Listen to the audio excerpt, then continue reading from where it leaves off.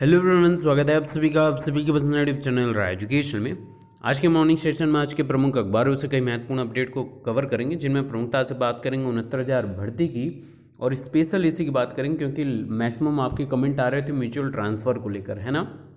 आप सभी जिस जिले में तैनाती ले रहे हैं वहाँ पर मान लीजिए प्रयागराज का ही अगर मैं एक एग्ज़ाम्पल लेता हूँ, आपका पास में कहीं पर है घर, उसके जस्ट अपोजिट डायरेक्शन में आपको 100, 80, 90 किलोमीटर दूरी पर कोई विद्यालय अलॉट हो गया है और आपके घर के आसपास के प्राथमिक विद्यालय में इस जगह के आसपास के व्यक्ति को वहाँ पर मिल गया, तो आप उससे म्यूचुअली ट्रांसफ़र करा सकते हैं। यानी कि आप उनके विद्यालय में और वो आपके विद्यालय में, यानी कि अपनी सुविधा अनुसार, अपने डिस्टेंस के अनुसार आप अपनी स्वेच्छा से आपस में म्यूचुअल ट्रांसफ़र करते हैं दो व्यक्ति।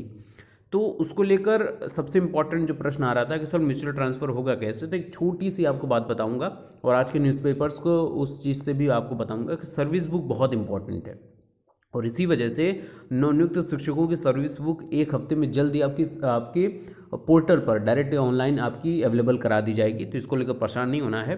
सबसे इम्पॉर्टेंट बात कि जो नवनियुक्त 31,277 अभ्यर्थी हैं, जो शिक्षक हैं, अब शिक्षक करना ज़्यादा अच्छा रहेगा, तो उनके आज विद्यालय ज्वाइन करने का आखिरी दिन है, आज मंगलवार है।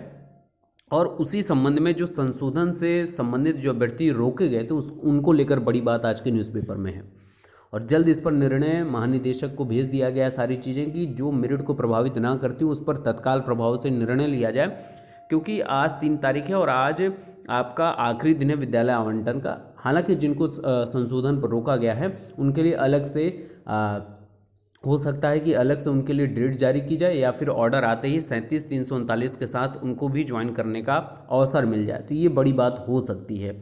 फिलहाल अपडेट पर चलते हैं।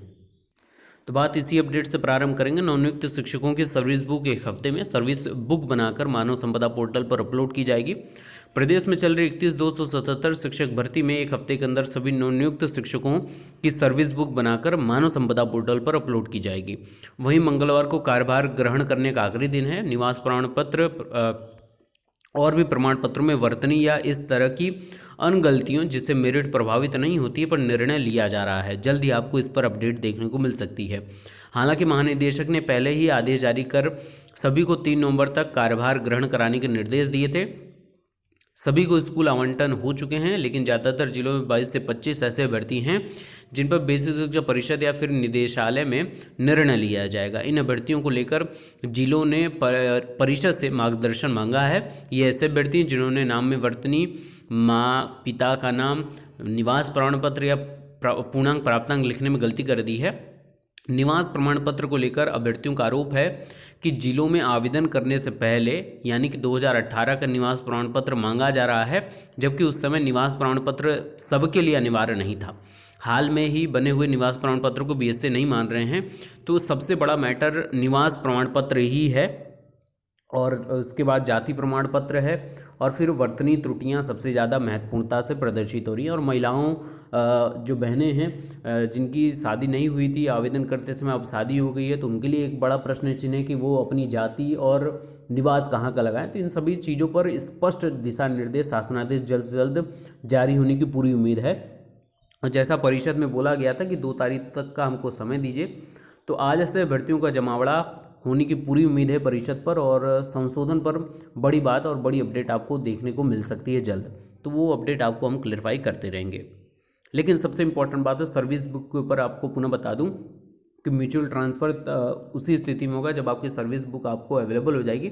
हालांकि इन बीच के समय में जब आपने ज्वाइन कर लिया है विद्यालय और आपको प्रत्येक दिन जाना है, 9 से 3 बजे तक विद्यालय में रहना है, तो उन अभ्यर्थियों से ज़रूर संपर्क में आप पहले से हो जाया करें।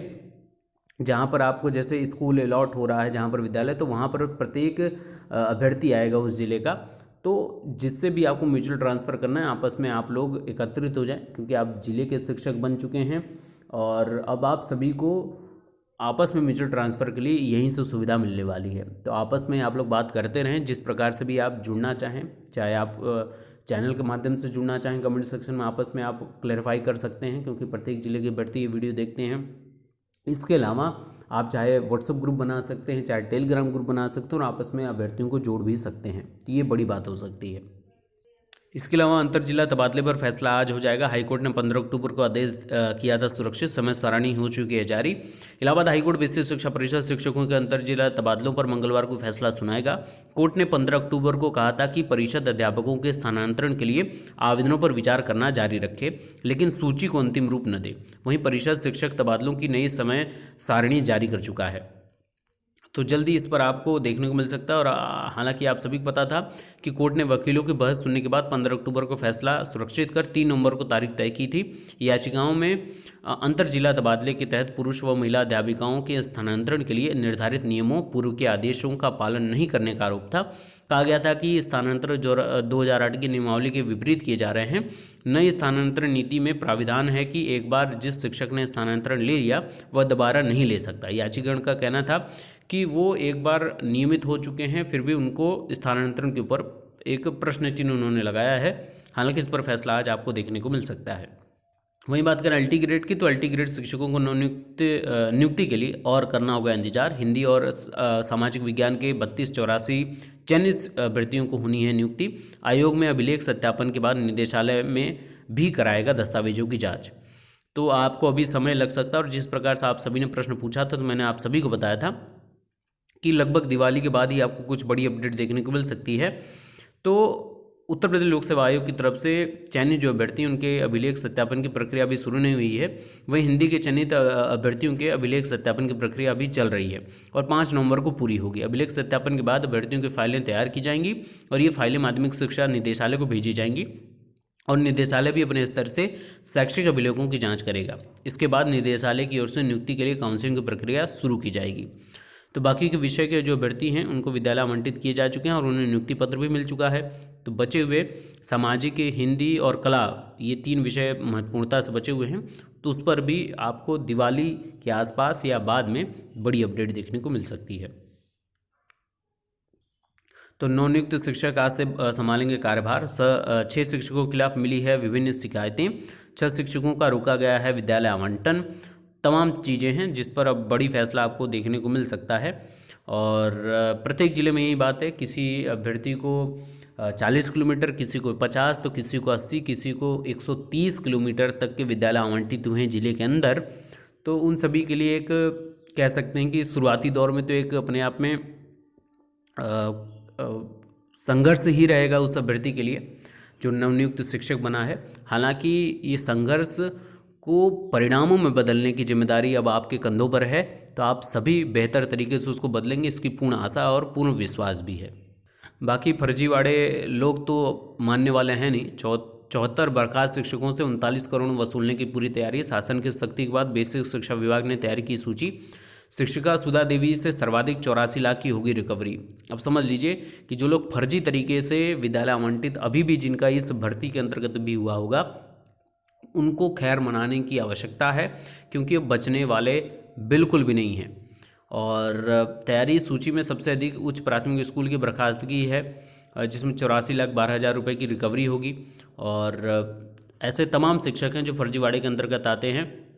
और बीएन सिंह जो बीएस हैं, उन्होंने बोला कि जिला के बर्खास्त शिक्षकों की सूची राजस्व विभाग के पोर्टल पर डाल दी गई है। सूची के आधार पर राजस्व विभाग, पुलिस और शिक्षा विभाग की टीमें रिकवरी शुरू करेंगी। सभी मुकदमा दर्ज करा दिया गया है। तो ये जौनपुर की न्यूज़ है। प्राथमिक स्कूल में नवागत शिक्षकों की ज्वाइनिंग शुरू हो चुकी है। जिले के विभिन्न प्राथमिक विद्यालय में सोमवार को काफ़ी शिक्षकों ने कार्यभार ग्रहण किया है। अभी कुछ लोगों को तकनीकी खामियों के चलते स्कूल आवंटित नहीं हो सका है, तो जल्दी उनको भी आवंटित हो जाएगा।